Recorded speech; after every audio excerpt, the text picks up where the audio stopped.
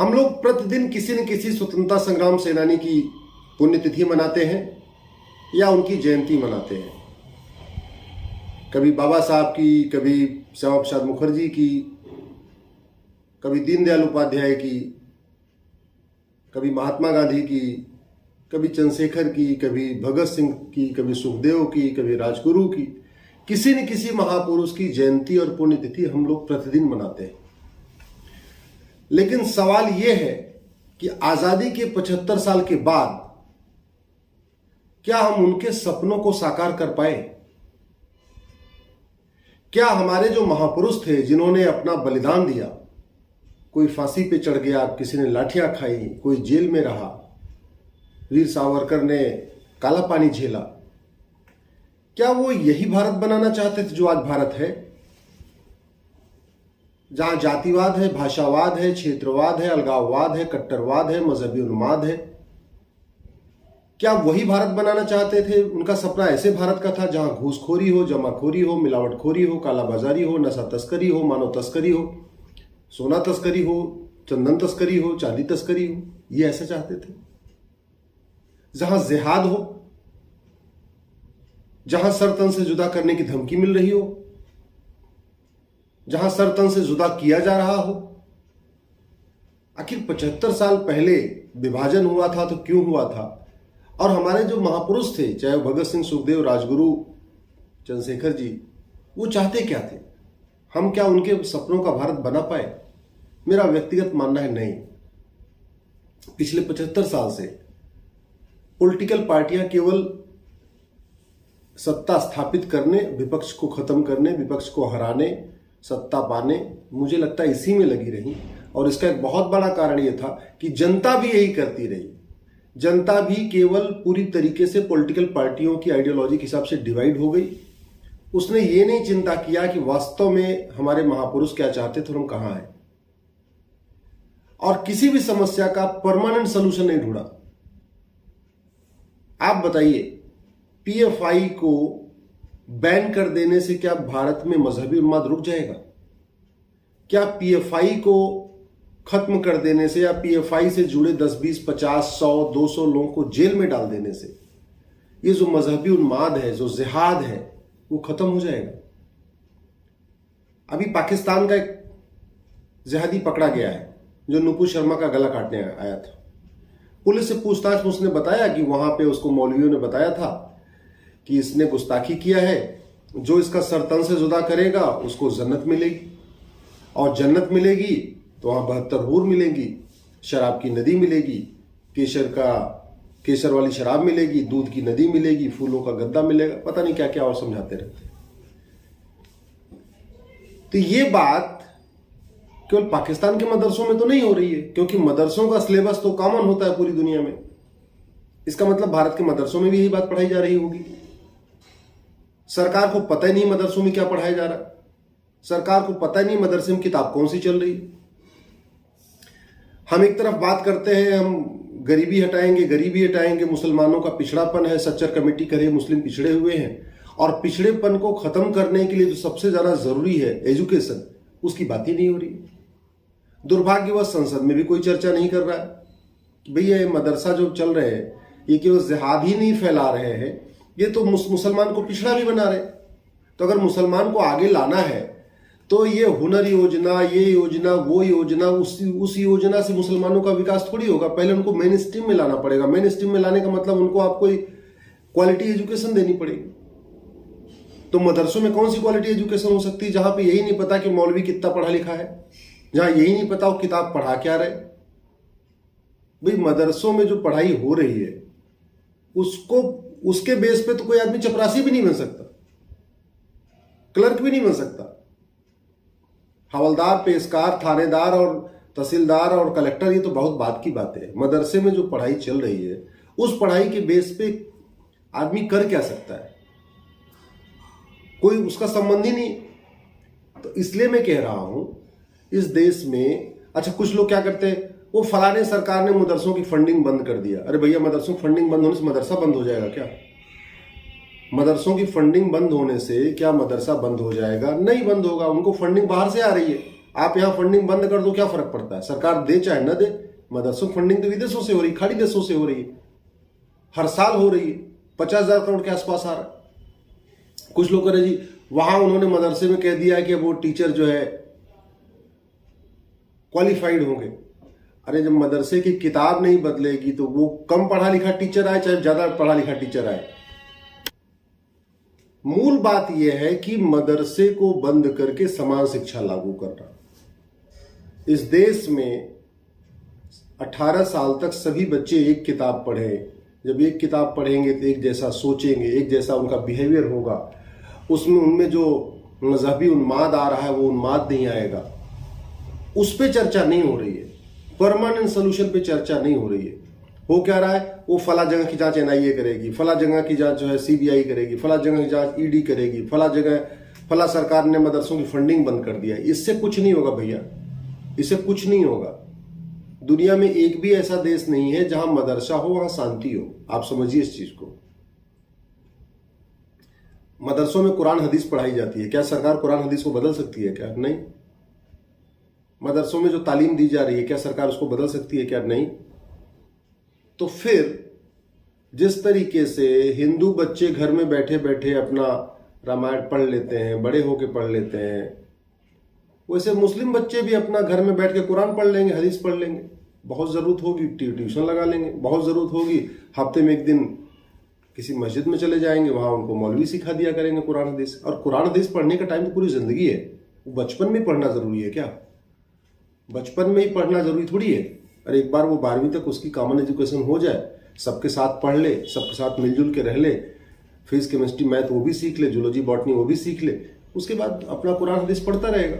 उसमें कौन सा आसमान फट जाएगा? अगर वही बच्चा जो 6वीं में या 6 साल का या 10 साल का मदरसे में जा रहा है, वही अगर 18 साल के बाद अगर वो कुरान हदीस पढ़ेगा, बल्कि उस समय तो और अच्छा कुरान हदीस पढ़ेगा, उसका दिमाग पूरी तरीके से खुल चुका होगा, तो केवल वही नहीं पढ़ेगा जो किताब में लिखा है, केवल वही नहीं पढ़ेगा जो टीचर पढ़ाएंगे, वो टीचर से सवाल जवाब भी करेगा, मौलवी से सवाल जवाब भी करेगा।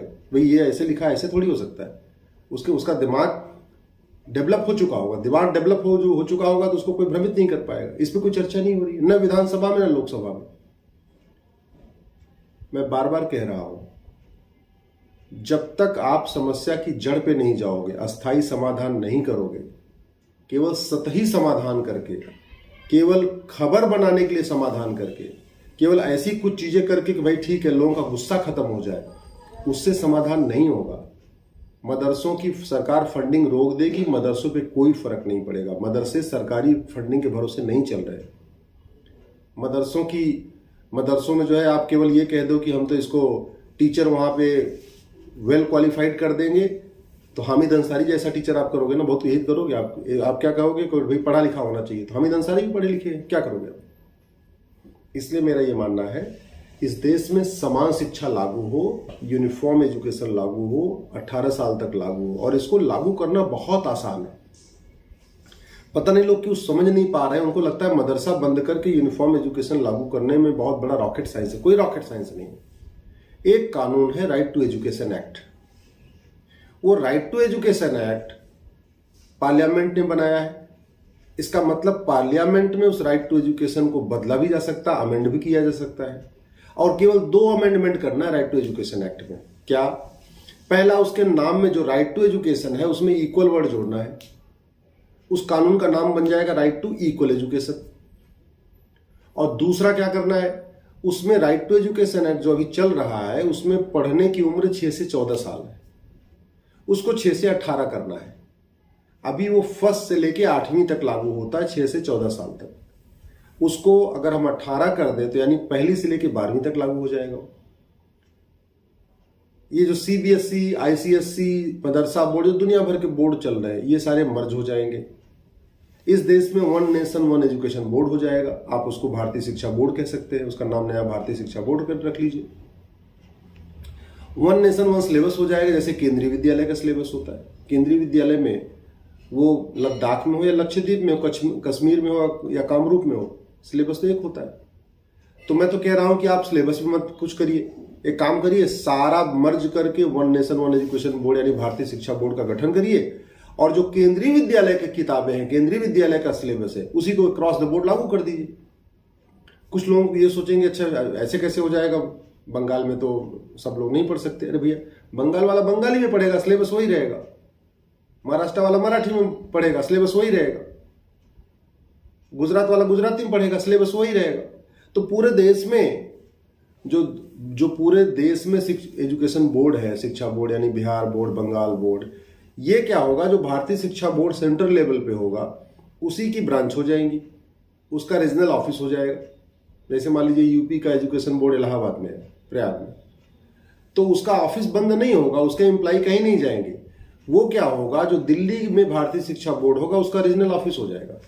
जैसे महाराष्ट्र बोर्ड है, महाराष्ट्र एजुकेशन बोर्ड, तो महाराष्ट्र एजुकेशन बोर्ड बंद करने की जरूरत नहीं है।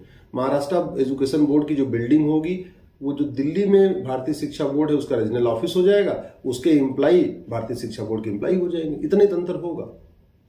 इस देश में सबसे कठिन काम था वन नेशन वन टैक्स यानी जीएसटी, सबसे कठिन काम था। अगर वो हो सकता है तो one nation one education board भी हो सकता है, वन नेशन वन सिलेबस भी हो सकता है, वन नेशन वन करिकुलम भी हो सकता है, समान शिक्षा लागू की जा सकती है। 40 तरीके के टैक्स को मिला के एक टैक्स लागू करना ज्यादा कठिन था, बजाय कि 40 तरीके के किताबों को मर्ज करके एक किताब लागू करना। क्यों?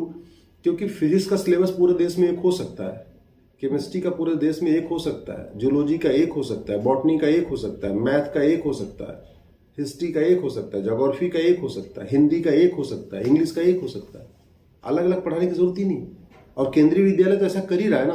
केंद्रीय विद्यालय हमारे सामने एक मॉडल है। केंद्रीय विद्यालय में किताब तो छोड़िए, उनका स्कूल ड्रेस भी कॉमन होता है। केंद्रीय विद्यालय में पढ़ने वाला बच्चा, वो केरल में पढ़ रहा हो या कश्मीर में पढ़ रहा हो, उसका स्कूल ड्रेस भी एक होता है। तो हमारे सामने तो ऑलरेडी एक मॉडल है, हम क्यों नहीं उसी मॉडल को थ्रू आउट द कंट्री कर देते हैं। इसको इंप्लीमेंट करने के लिए जिस तरीके आपकी जीएसटी काउंसिल होती है, जीएसटी काउंसिल कैसे है, सेंट्रल लेवल पे जो फाइनेंस मिनिस्टर है वो इस जीएसटी काउंसिल के चेयरमैन होते हैं, सारे स्टेट्स के जो फाइनेंस मिनिस्टर उसके मेंबर होते हैं। तो वैसे एक एजुकेशन काउंसिल बना दीजिए। एजुकेशन काउंसिल में जो सेंटर के एजुकेशन मिनिस्टर है मिस्टर धर्मेंद्र प्रधान, वो उसके मुखिया हो जाएंगे। राज्यों के जितने एजुकेशन मिनिस्टर वो उसके मेंबर हो जाएंगे। तो जैसे जीएसटी काउंसिल काम करता है वैसे एजुकेशन काउंसिल काम करेगी। जैसे जीएसटी काउंसिल सारे राज्यों के वित्त मंत्री बैठते हैं और केंद्र के वित्त मंत्री बैठते हैं, मिलकर तय करते हैं कि भाई किस सामान पे कितना टैक्स लगेगा, वैसे ही एजुकेशन काउंसिल बैठेगी। केंद्र के वित्त मंत्री और राज्यों के, केंद्र के एजुकेशन मिनिस्टर और राज्यों के एजुकेशन मिनिस्टर सब मिलकर बैठेंगे और वो डिसाइड कर लेंगे। एक्सपर्ट की टीम होगी, वो बताएगी भाई फिजिक्स में केरल में ये अच्छा पढ़ाया जा रहा है, कश्मीर में ये पढ़ाया जा रहा है, बंगाल में ये पढ़ाया जा रहा है। ये तो सारे देश में जितने भी फिजिक्स की किताब है सबको एग्जामिन करके उसके बेस्ट 30 चैप्टर, 40 चैप्टर या 50 चैप्टर जितना भी पढ़ाना है वो एक नई किताब बन जाएगी। मैथ में देख लेंगे पूरे देश में क्या सीबीएसई में क्या पढ़ा रहा है, आईसीएसई में क्या पढ़ा रहा है, बिहार क्या पढ़ा रहा है, बंगाल क्या पढ़ा रहा है, यूपी क्या पढ़ा रहा है। सारी किताबों को देखेंगे और उसमें से एक 50 चैप्टर छांट लेंगे, किसी भी जिस क्लास में जितना भी चैप्टर देना है। कहने का मतलब ये है। तो ये बहुत आसान है। इससे वास्तव में जिहाद खत्म होगा, इससे वास्तव में मजहबी उन्माद खत्म होगा, इससे वास्तव में मुस्लिम्स का विकास होगा। जो हम मुस्लिम के डेवलपमेंट के लिए सच्चा कमेटी लागू कर रहे हैं, फलाह कमेटी लागू कर रहे हैं, और दुनिया भर के हमने एक अल्पसंख्यक कल्याण मंत्रालय बना रखा है, अल्पसंख्यक आयोग बना रहा है।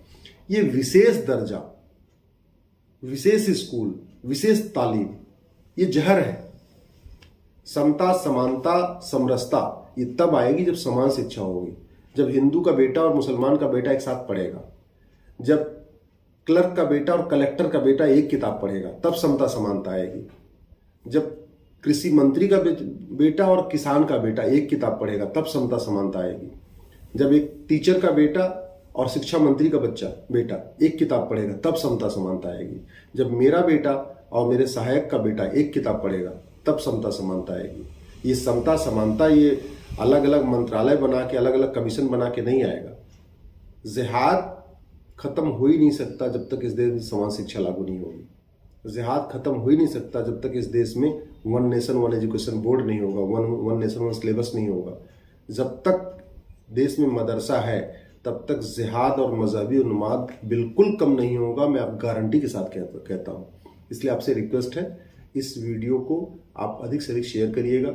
ट्विटर पे, फेसबुक पे, इंस्टाग्राम पे, जहाँ जहाँ आपको अच्छा लगे अपने सांसद और विधायक को टैग करके ट्वीट करिएगा और उनसे कहिएगा समाज शिक्षा यदि अब नहीं लागू होगी तो आखिर कब लागू होगी।